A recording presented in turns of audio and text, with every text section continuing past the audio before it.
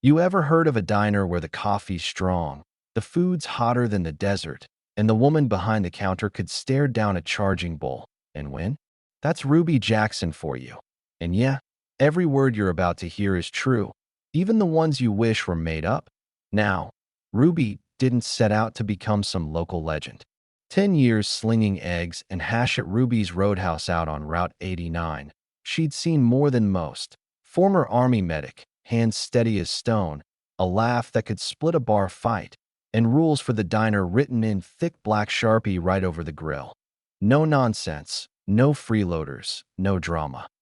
Locals respected her, truckers trusted her, drifters paid up or kept moving, and bikers, well, let's just say, bikers came in packs, but they never gave Ruby trouble, not unless they were real dumb.s a one bone-dry afternoon, the kind that makes even the sun seem tired.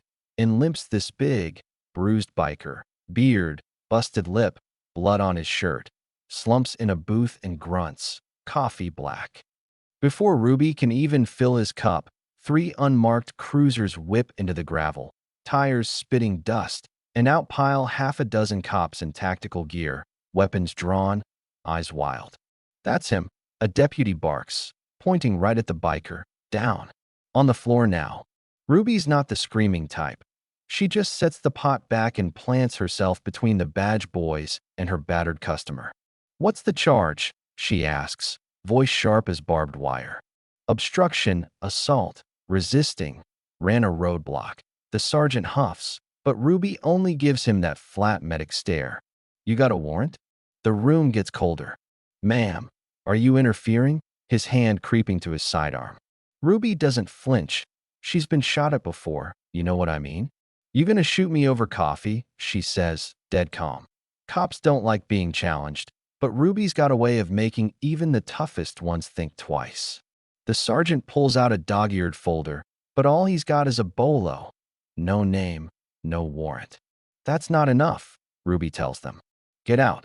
And, believe it or not, they do, stomping out, tossing threats over their shoulders. But they leave. The biker, still bleeding, looks up at her in shock. "You just stuck your neck out for me," he says, voice gravelly.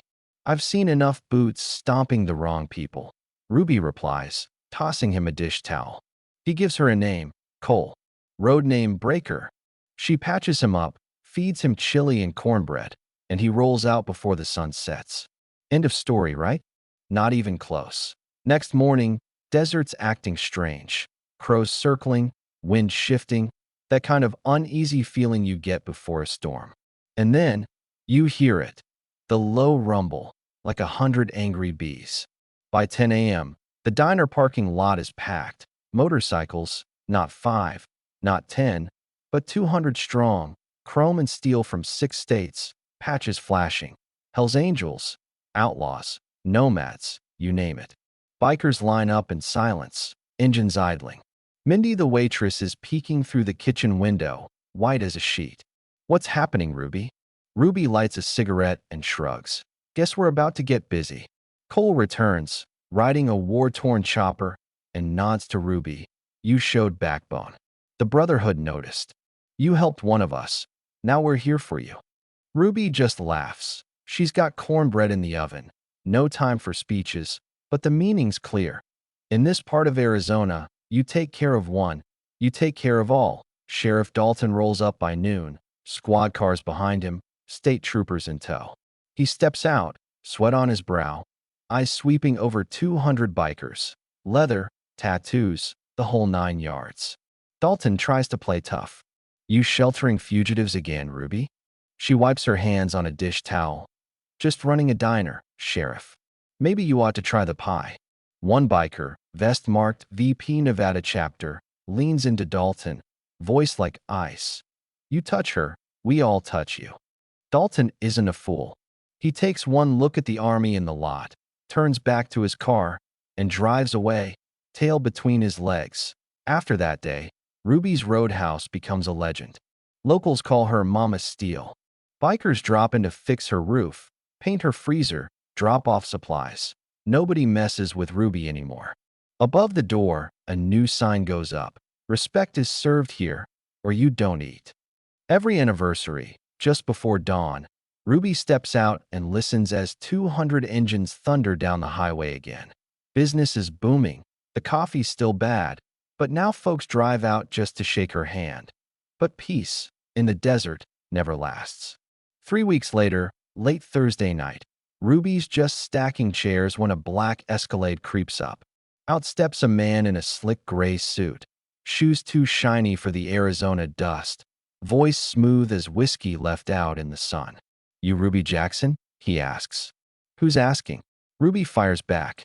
"I represent federal interests, concerns about your new friends. We believe you're offering protection to Cole Breaker Tennyson, wanted in connection to a weapons case." Ruby doesn't blink. "He bled on my floor. I gave him coffee. You want pancakes? I'll fire up the griddle. You want him? Get a warrant." The man smiles, cold. "That attitude's gonna cause problems." Ruby takes a step forward. "I've been shot at in Afghanistan, patched kids up in Mosul. You think your $300 haircut scares me?" He slides her a card, turns on his heel, and leaves. Ruby thinks it's over, but trouble's just getting started. At 2 a.m., a blast shakes the diner.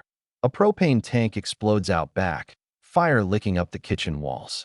Ruby's out the door barefoot, fire extinguisher in hand, fighting flames till the volunteer fire crew arrives. No one's hurt, but the message is crystal clear. This wasn't some kitchen accident. By sunrise, Ruby's phone is buzzing, biker chapters checking in, and finally Cole's voice on the line, hard as iron. "We'll be there tonight. You won't be alone." By sundown, the roadhouse is a fortress. Bikes ring the lot.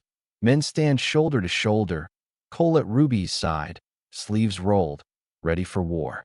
The Escalade returns, but this time it brings 4 SUVs, loaded with armed contractors, no badges, just black vests and heavy hardware. The suit steps out with a bullhorn. "Hand over Tennyson and clear out, or we come in." Ruby grabs the bullhorn, voice echoing over the desert.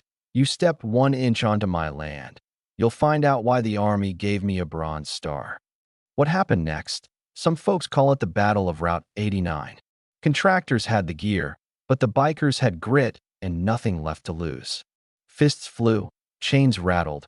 Ruby herself swung a crowbar, sent 2 men running, and dragged another through broken glass. Cole and his brothers fought like it was Fallujah. Force met fury, chrome against Kevlar, and in 15 minutes the SUVs were empty, smoke drifting across the lot. The suit tried to run. Ruby caught him at the tree line, slammed him into a mesquite, and whispered, "Tell your bosses. You mess with family, you get all of us." Days later, the state troopers came poking around, but the desert knows how to keep secrets.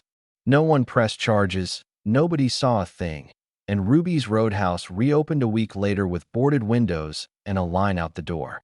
Truckers left bigger tips, bikers kept watch, and a new mural went up. Ruby, leather jacket over her apron, standing proud in front of a wall of chrome and dust. Underneath, a fresh coat of paint read, "You mess with one of us, you mess with all of us." So, you tell me, was Ruby wrong for standing up to the law, or right for protecting the ones who showed her loyalty? In a world full of people looking the other way, is it courage or foolishness to risk everything for a stranger? Drop your thoughts in the comments, share your stories, and if you want more tales that'll make you question where you stand, hit like, subscribe, and stick around, because out here, every diner's got a story, but only a few serve justice with their coffee.